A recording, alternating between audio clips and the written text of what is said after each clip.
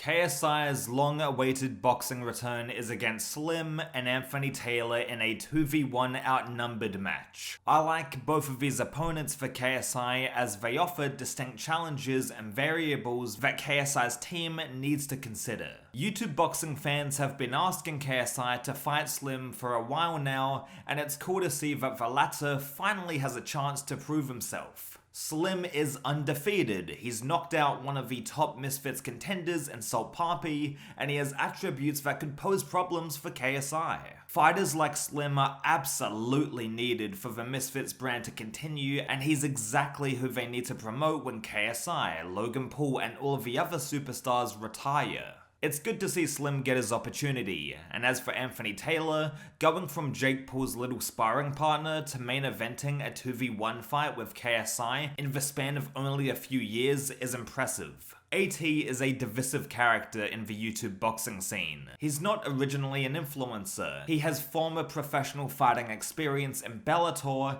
and his boxing style is very ugly. He maintains a high guard, gets on the inside rather quickly, roughs up his opponents, and clinches to a decision. It's horrible to watch, to be honest. However, I do understand why he fights the way that he does. It's absolutely effective. He doesn't have the same physical attributes as King Kenny or Slim, for example, so he needs to formulate a game plan that will stifle his opponents and take away some of those advantages. As for him coming from the pro ranks to now fighting influencers on Misfits, I'm mixed on it. For one, it's not like he was a professional boxer with a winning record like Idris Virgo before hopping into the YouTube scene. w.a.d.e was a 50-50 MMA fighter at best before transitioning over to Misfits. And the standard of actual boxing in mixed martial arts, barring some exceptions, is not that high. They're two different sports, and that's the reason why Jake Paul has been successful against MMA fighters with only a few years of boxing training.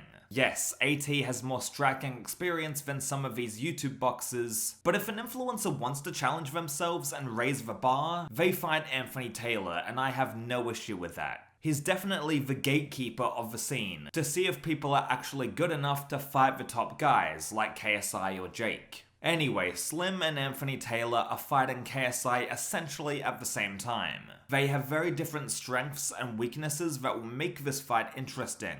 Before we begin with the breakdown, please subscribe for in-depth boxing content and like this video as it really helps me out. With that said, let's talk about Slim's game first. What makes Slim exciting as a fighter is that he throws his best weapon out the window and chooses to brawl with opponents instead. Slim's long reach could be a deadly asset to his game if he learned to box on the outside with the jab. But he likes to just get in the phone booth and scrap his opponents. I mean, look at the w.a.d.e fight. When w.a.d.e came into range, Slim welcomed it and both were trading punches. w.a.d.e was having a lot of success in that fight. He was getting the better of the exchanges, until he got knocked out by Slim in round 4. It appears like Slim's power carries through to the later rounds. That being said, so does KSI's power, and I'll betcha that KSI is going to punch so much harder by comparison. That's why I think Slim should really use that jab to keep KSI at bay and just try to outpoint him. It is possible for w.a.d.e and Slim to win a decision against KSI. They just need to produce a decent game plan with each other. Like what Lawrence Oswecki said in his breakdown, they need to come up with a good strategy and actually work together if they want to beat KSI. Egos cannot be involved in this process, and if there's a conflict within the tag team, then that will be their undoing. If they want a chance at winning, I suggest Slim boxes KSI on the outside, scoring points and generally not letting him come in close. When Slim tags out and Anthony Taylor hops through the ropes, he does the exact opposite. He uses that MMA experience to lean on KSI and make the fight an ugly one.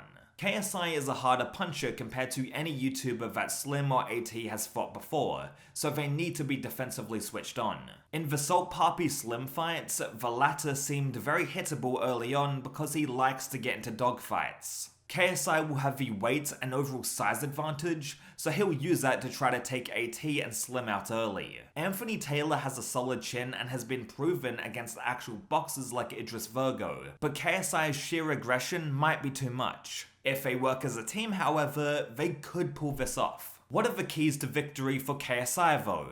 How do you even prepare for two opponents coming in with polar opposite attributes? I'm not too sure how exactly KSI's team is approaching this fight, to be honest, but luckily for them, they have quite a lot of footage between both Slim and AT to analyze. When preparing for Slim, they're definitely taking a look at this section in the Salt Papi fight. I'll let it play for you. Kenny may not have been pretty. Pretty boy is not pretty in the ring, but look at this.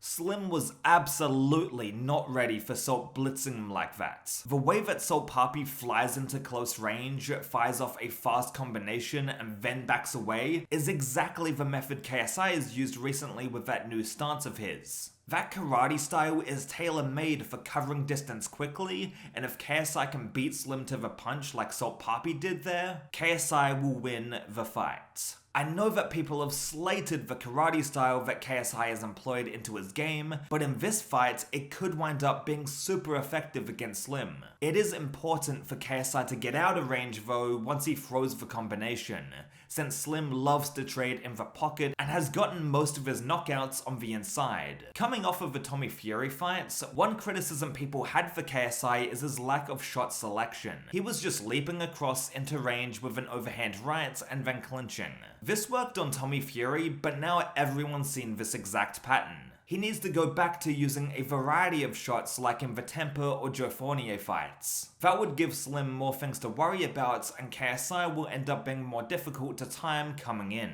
As for how KSI would beat Anthony Taylor, I honestly think he just needs to outmuscle him and knock AT out. Anthony Taylor has a chin and he's like a fly who you just can't get rid of inside the ring as he's always on you. While he isn't dangerous with knockout power, he is relentless and KSI will need to pin him to the fucking ground with a big overhand to stop him. It isn't like Anthony has some great boxing IQ or is a massive power puncher. He just has a really effective game plan that has stifled all of the influencer boxers he's fought up until now. Throw a couple of shots, get on the inside as fast as possible, and clinch. Rinse and repeat until AT wins a decision.